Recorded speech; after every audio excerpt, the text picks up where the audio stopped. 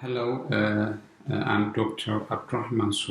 Currently, I'm an Alexander von Humboldt Postdoctoral Fellow at Universität Greifswald, Germany.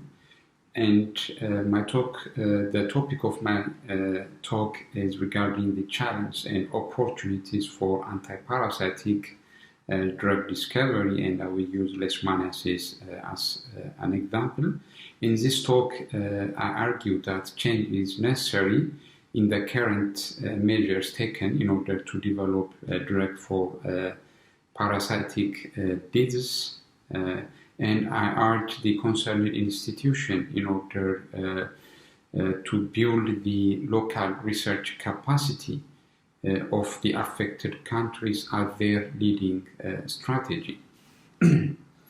So, a brief introduction about protozoal disease. Protozoal disease refers to the parasitic infection caused by the parasite belonging to the genus Protozoa.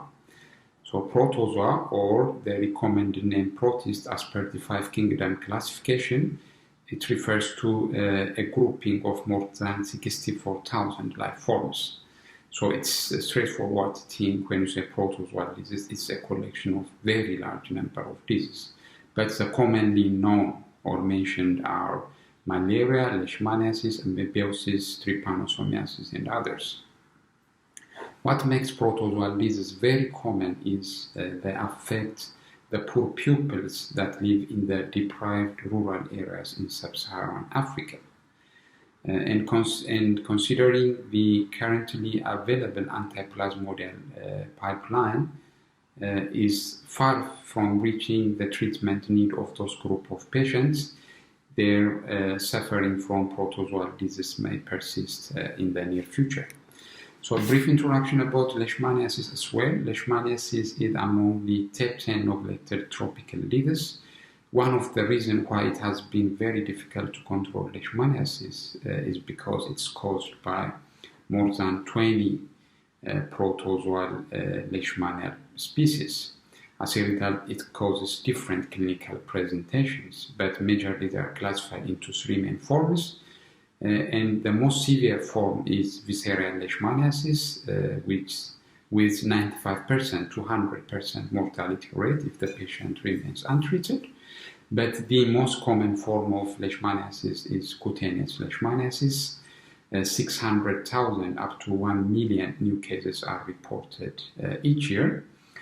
Perhaps the most severe form of cutaneous Leishmaniasis is mucocutaneous Leishmaniasis, which causes a partial or total destruction of the mucous membrane of the mouth, nose, and throat. So the face of the patient appears disfigured. So when you see the anti-leishmanial drug, still the golden or the standard treatment for leishmaniasis are pentavalent antimonoid compounds, but those drugs have been in use for more than 70 years. After that, there is increased emergence of resistant strain. And those drugs also are known for their severe adverse properties, and which is not good considering that they need to be used for longer period of time. There are alternative treatments like amphotericin B and pentamidine, but they are also limited because of their severe toxicity and the high treatment cost.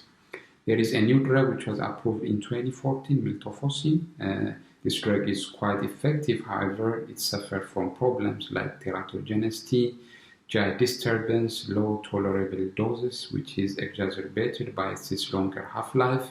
It has high cost, and emergence of resistance is being reported, and this drug is not well profiled against all-world Leishmaniasis.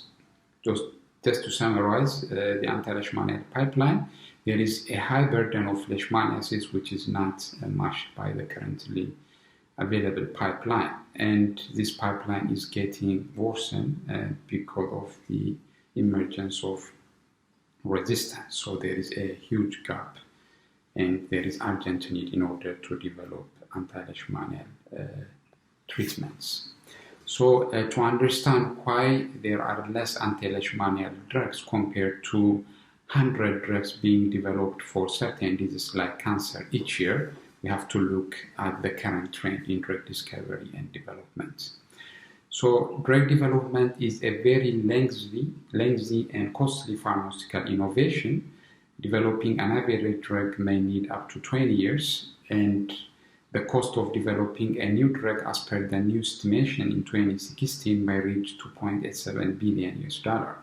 So it's very lengthy and costly process. And as a result, and since pharmaceutical companies are for-profit organizations, they need a good financial return from the drug they produce.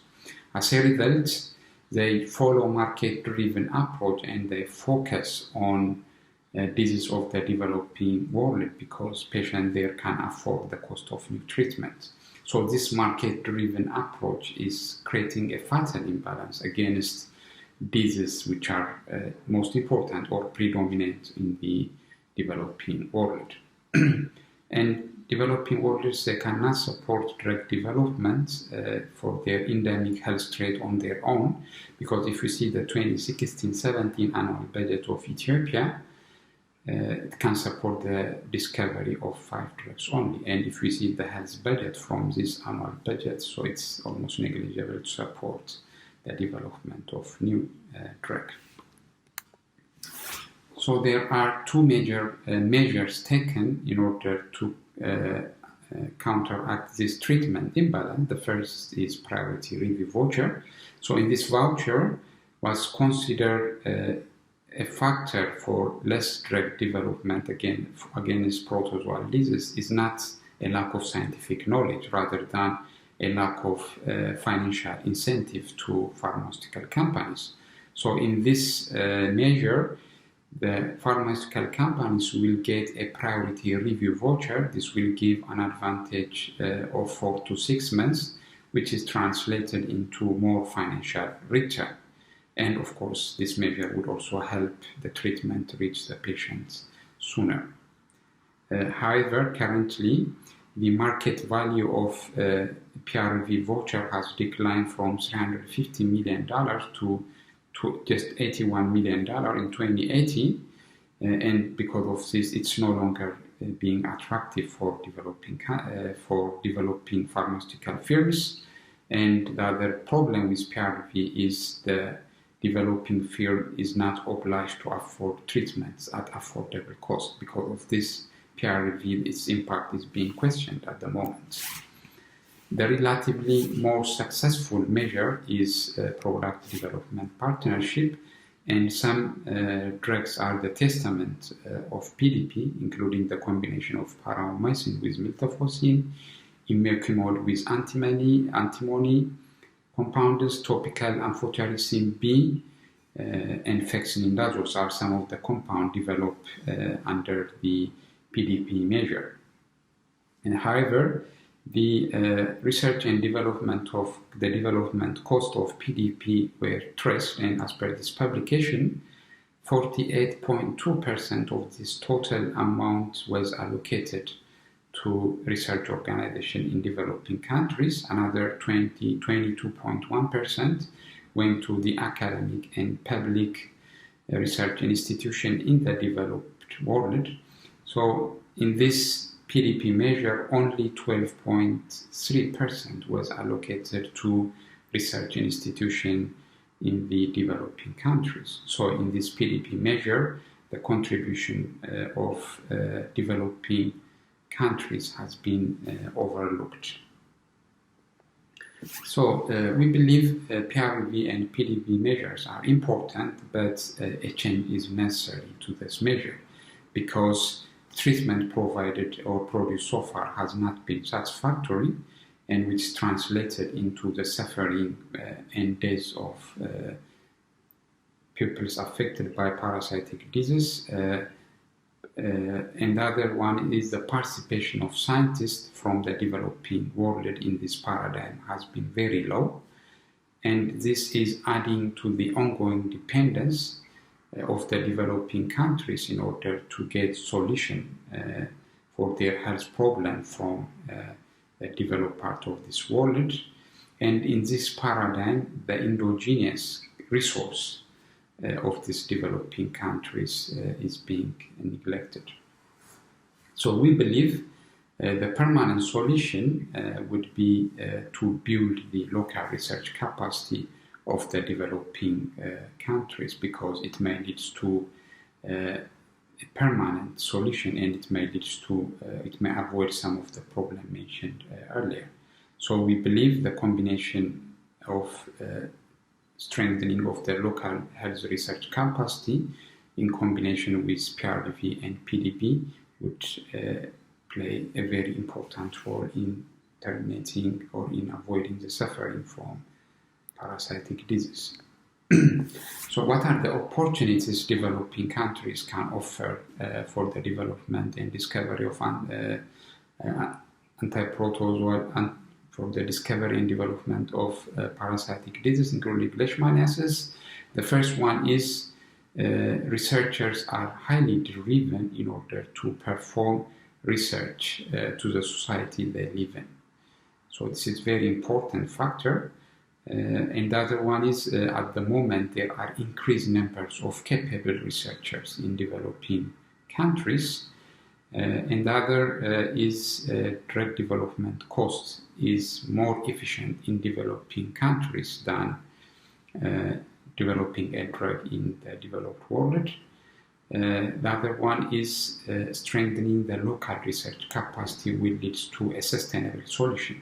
So building the research capacity is like the analogy of show me how to catch a fish rather than giving me a fish, because they can develop solution to their health threats whenever such health issue become a problem. The other one is strengthening the local research capacity will open the opportunity in order to explore the untapped biodiversity and biouniqueness developing countries have. So this will lead to a solution not only for Leishmaniasis, but may also to other global issues as well. Of course, there are challenges why the developing countries are not able to develop a solution for their health problem and why they keep relying on the foreign support. The first one is they are overlooked by the current measures, so there is no good support for them. The other one is there is a chronic underinvestment of their universities and their research institutions. And there are also few research institutions in developing countries. As a result, it's promoting brain drain, because researchers in developing countries, it's very difficult to establish a career path because of those very few research institutions available, so they have to move to the developed part of the world. Other is political instability, and the incoherent research initiative is another challenge. There are restrictive rules and regulation. There are impaired research dissemination and utilization, but all challenges are manageable. And I want to talk briefly about the opportunities of natural product and clinical research in developing countries. So we believe natural products, they could be a perfect source in order to fill the medical need in Leishmaniasis. The reason is because, as I mentioned earlier, the three major problems in the currently available treatments are their high cost, their adverse effects, and is the surgery in resistance. And you see natural products, they are well regarded for their low cost and safety. And natural products, they also offer novel structure, which make them also important for combating resistance. So this makes natural resources very perfect in order to avoid some of the shortcomings currently available anti-leishmanial compounds have.